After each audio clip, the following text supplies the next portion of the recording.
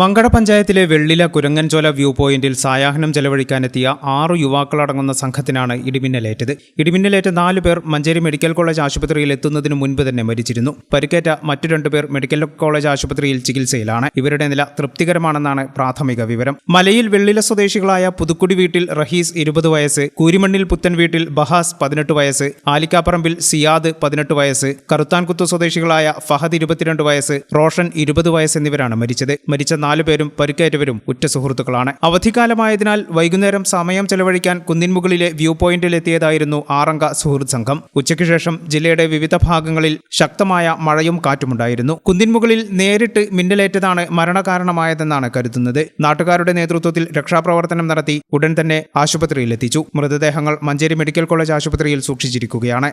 ഈ channel news Malappuram. Skinnova skin clinic, advanced centre for skin and ഡെർമറ്റോസർജറി.